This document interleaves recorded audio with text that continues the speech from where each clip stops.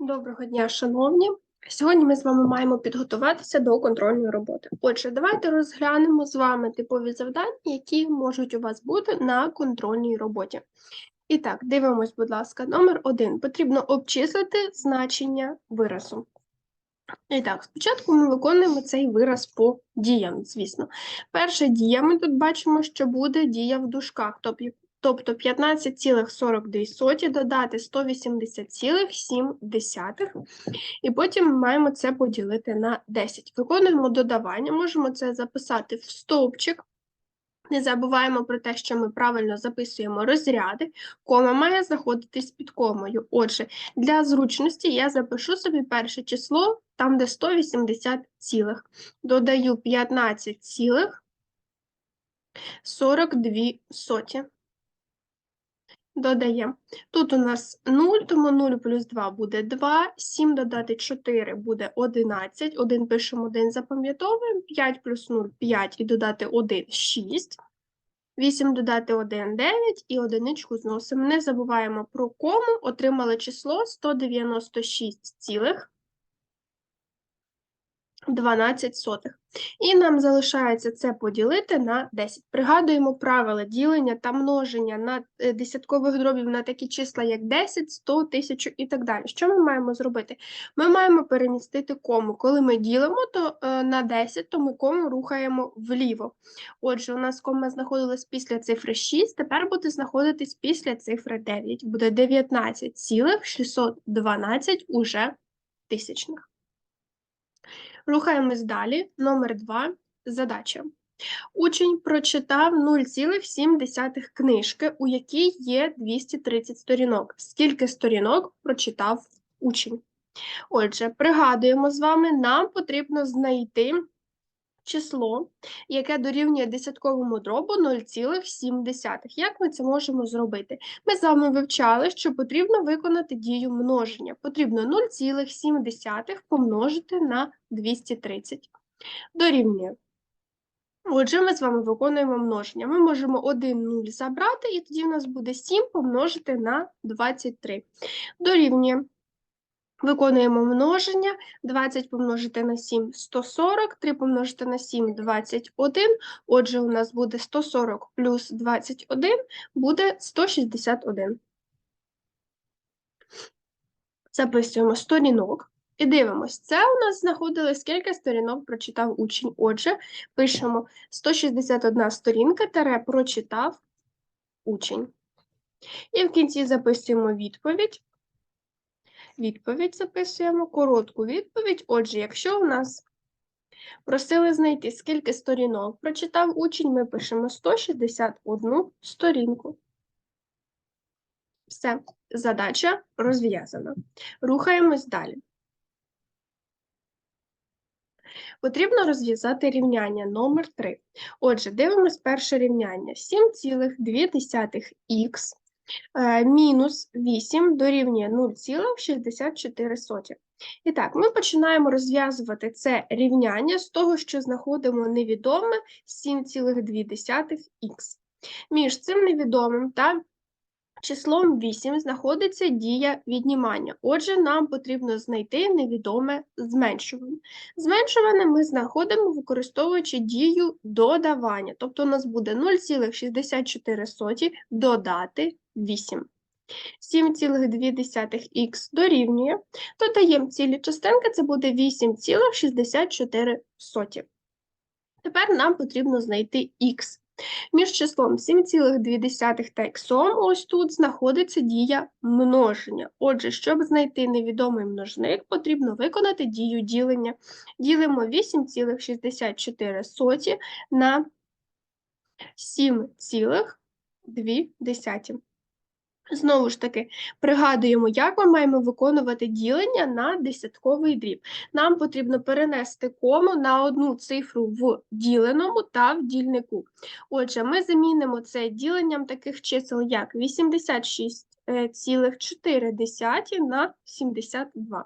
Тут уже ми з вами ділення можемо виконати, запишемо це в стовпчик. 86,4 поділити на 72. Спочатку беремо по одному, мінус 72, буде 4, 1.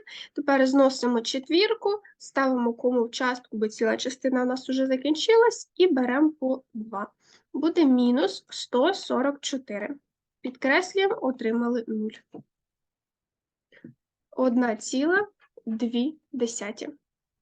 Таким чином ми з вами знайшли. Тепер розглянемо з вами друге рівняння.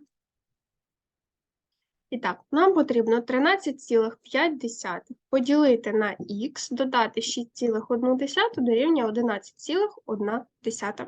Отже, тут також ми спочатку знаходимо, чому дорівнює 13,5 поділити на х. Оскільки у нас між цією дією та 6,1 дія додавання, то ми знаходимо невідомий доданок. Потрібно від суми відняти відомий доданок. Отже, 13,5 поділити на х дорівнює.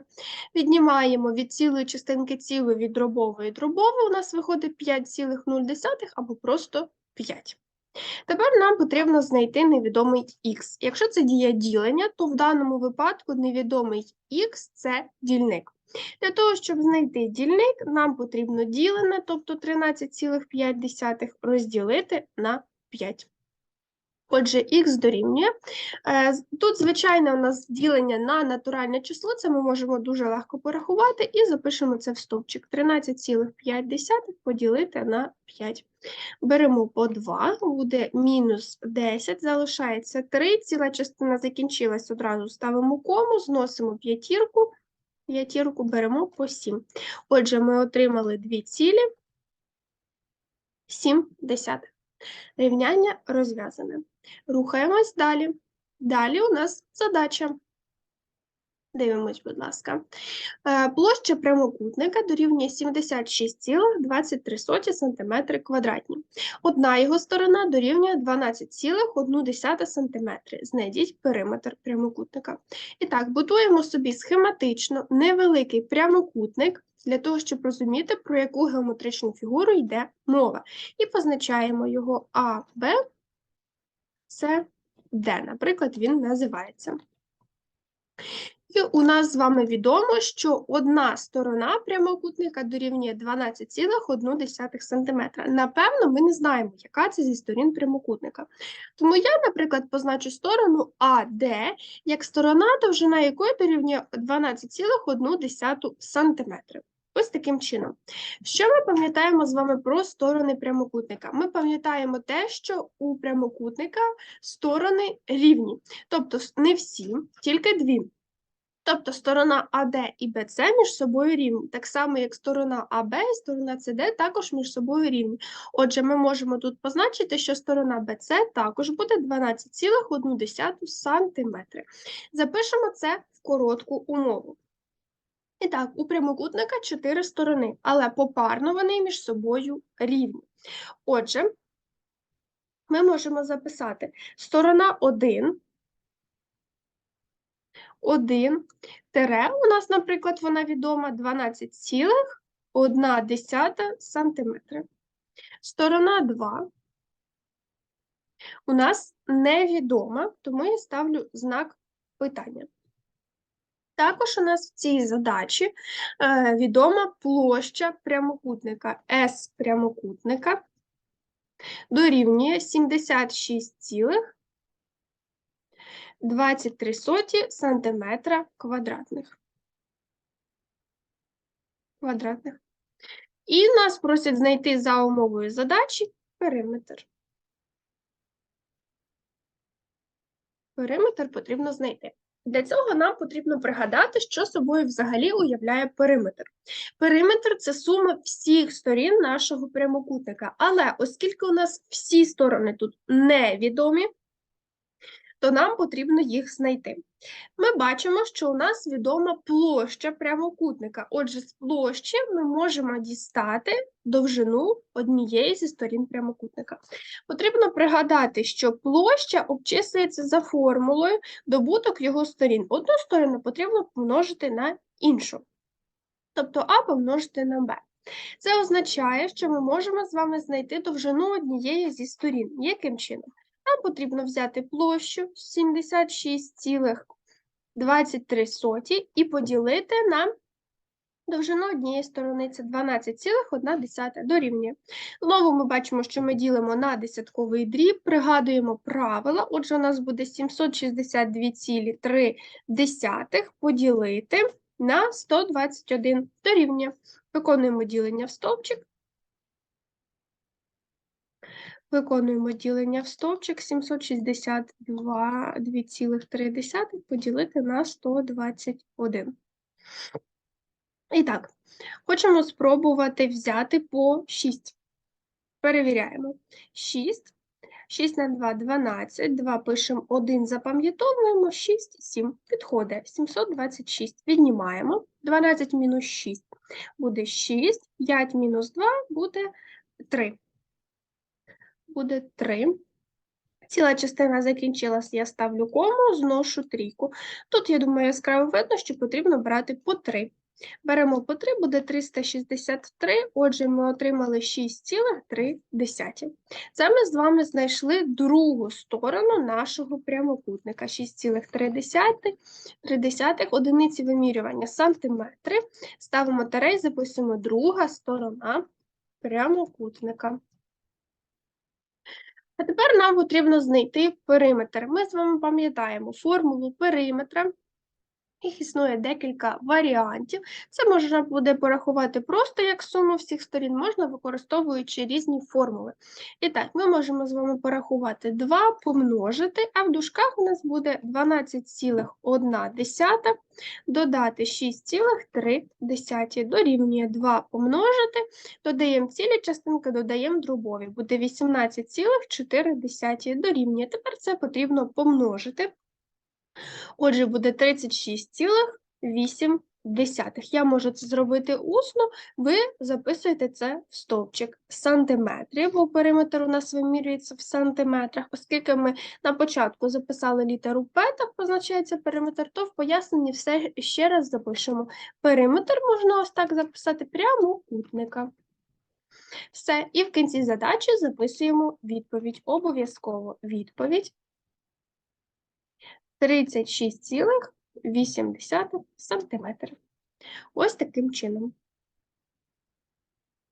І розглянемо з вами останню задачу, номер 5. Дивимось, будь ласка, у саду ростуть кущі смородини та порічок. Смородина становить 0,84 усіх кущів. Скільки всього кущів росте в саду, якщо порічок росте 12 кущів? І так, записуємо коротку умову. В задачі йдеться про 2 види ягід. Це смородина та порічка. І так, дивимося, що у нас відомо про смородину. Про смородину відомо, що вона становить 0,84 усіх кущів. Так і записуємо 0,84 усіх кущів. Про порічку у нас, на жаль, нічого не відомо. Про порічку в першому реченні у нас нічого не відомо, але в другому, скільки всього кущів росте в саду, якщо порічок росте 12 кущів. Отже, ми записуємо порічка – 12 кущів. Проте у нас невідомо, скільки всього кущів смородини. Тому так. І ми з вами не знаємо, скільки всього у нас кущів росте в нашому саду. Це нам потрібно знайти. Отже, ми ставимо ось таку фігурну дужку і тут знак питання. Отже, що ми тут будемо робити? І так, ми з вами говорили, що всі разом елементи, про які йдеться в задачу, у нас з вами утворюють число 1. Отже, у нас з вами є смородина, за неї відповідає десятковий дріб 0,84. Це смородина. А за порічку нам невідомо, який відповідає десятковий дріб, але ми можемо його знайти. Для цього нам потрібно від одинички відняти десятковий дріб числа 0,84. Отже, записуємо 1 мінус 0,84. Обчисливши це, ми отримаємо з вами десятковий дріб 0,14. Одиниць вимірювання у цього числа немає, тому ми записуємо, що 0,14 це становить порічка від усіх кущів. Все.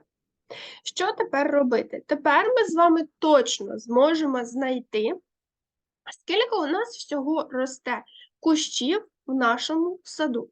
Що потрібно зробити? Потрібно взяти кущі нашої порічки, це 12, та розділити їх на десятковий дріб 0,14 дорівнює. Обчислюємо. Знову ж таки, ми пам'ятаємо, що ми маємо дільник перетворити таким чином, щоб там не було коми. Значить, ми маємо кому перенести на дві цифри. Буде 1200 поділити на 14 дорівнює. Виконуємо ділення. Так, шановні, помітила помилку, випадково не 0,14, а, звісно, 0,16 у нас має бути, тому виправляю. І, відповідно, ми ділимо вже не на 14, а на 16. Отже, виконавши ось таке ділення, ми з вами отримаємо число 75. Це ми вже знаємо з вами, що це кущі, всі кущі разом, і смородина, і порічка. Значить, я в дужках пишу кущі і записую пояснення, що у нас було всього кущів в саду. Ось таким чином. І знову ж таки в кінці задачі ми записуємо відповідь 75 кущів. Ось таким чином. Такі задачі ви можете зустріти завтра у вашій контрольній роботі. Тому дивіться, будь ласка, можливо, вам щось не зрозуміло. В такому випадку ви можете задати мені питання. Якщо запитань немає, тоді я вам бажаю успіхів завтра у вашій контрольній роботі. До побачення!